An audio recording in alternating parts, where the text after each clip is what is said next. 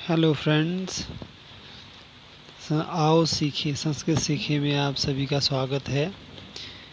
आज मैं आपको शब्द रूप एवं धातु रूप के बारे में बताऊंगा। पिछले वीडियो में हमने स्वर और व्यंजन के बारे में जाना और अब जो है मैं बता रहा हूँ शब्द रूप और धातु रूप होते हैं, दो रूपों में रहते हैं और ये अकारांत, आकारांत, इकारांत, इकारांत, उकारांत इत्यादि प्रकार से जो है जाने जाते हैं। ऋकारांत और ऋकारांत इस प्रकार से रहते हैं। जिस भी शब्द के अंत में आकार रहता है या आकार रहता है, इकार, ईकार, उकार इत्यादि रहते हैं, वे आकारांत, इकारांत इत्यादि शब्द माने जाते हैं। तो धातु रूप जो है दो प्रकार से होते हैं, जैसे आत्मनेपदी, परस्मैपदी। तो ये दोनों ही पद माने जाते हैं। सुप्तिगंधम पदम, इस प्रकार से ये पद माने जाते हैं जो शब्द रूप है। एवं धातु रूप के बारे में आगे बताऊंगा। पहले जो हमारे मूल रूप से जो जानने योग्य बातें हैं उसके बारे में आपको मैं बताऊंगा। तो अकारांत शब्द जो है हमारे पास राम, श्याम, अजित, पंकज, शिव, इस प्रकार से शब्द है। इसी प्रकार से अन्य शब्द भी हम ढूंढ सकते हैं या उसे हम समझ सकते हैं किस प्रकार से शब्द चलेंगे। जिस प्रकार से शब्द चलेंगे उसी प्रकार से वे भी चलेंगे।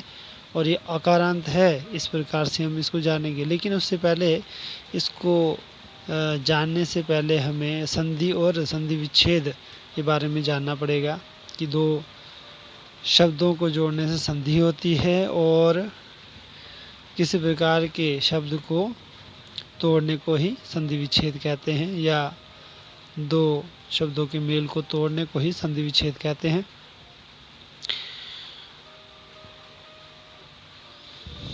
क्योंकि हमें यहाँ पे आकारांत इत्यादि शब्दों को जानना है, तो हमें पहले संधि विच्छेद के बारे में जानना होगा। तो मूल तो उसमें बताया जाता है कि अर्थवान शब्द को तोड़ने से ही संधि विच्छेद कहा जाता है। लेकिन स्वर और व्यंजन को जब हम अलग अलग करते हैं तो वे भी संधि विच्छेद के रूप में हम उसे मान सकते हैं, क्योंकि वे एक अक्षर जो है वो तो ही बनता है जब स्वर और व्यंजन मिलते हैं। तो यहाँ पे राम शब्द का जो है संधि विच्छेद किया है, जैसे र, आ, म और अ, तो अंत में अ है तो ये अकारांत हुआ।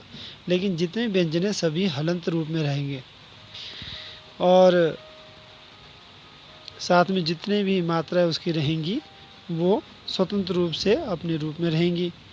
तो श्याम में श आधा है, य आधा है, इसे अनंत भी कह सकते हैं। तो साथ में आ, म और अ, तो ये अकारांत हुआ। इस प्रकार अजित, अ, ज हलंत है, ई और त और अ, तो अजित, अंत में अ है तो ये अकारांत हुआ। इस प्रकार से पंकज और इसी प्रकार से शिव, तो श हलंत है, ई छोटी ई है और व और अ। इसी प्रकार से इकारांत शब्द जैसे हरि, अरि, गिरि, शशि, तो ह हलंत है प्लस अ भी इसके साथ आना था, इसमें थोड़ी गड़बड़ी हो गई, गलती हो गई है। तो ह प्लस अ प्लस र प्लस ई, तो हरि ये शब्द बनता है और ये इकारांत हुआ। इसी प्रकार से अरि हुआ।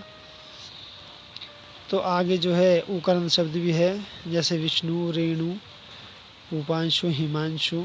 तो विष्णु में व आधा है, हलंत, ई, श षटकोण वाला और ण और उ, तो ये विष्णु हुआ, तो ये उकारांत शब्द हुआ।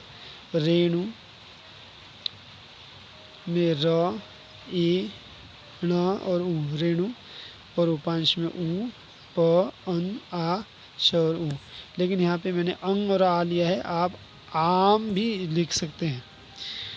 तो संधि जो है संधि जोड़ना कहेंगे, तो यहाँ पे संधि का भी एक मैंने उदाहरण दिया है, जैसे अत्र आगच्छति, अत्र आगच्छति, हित उपदेश और हितोपदेश।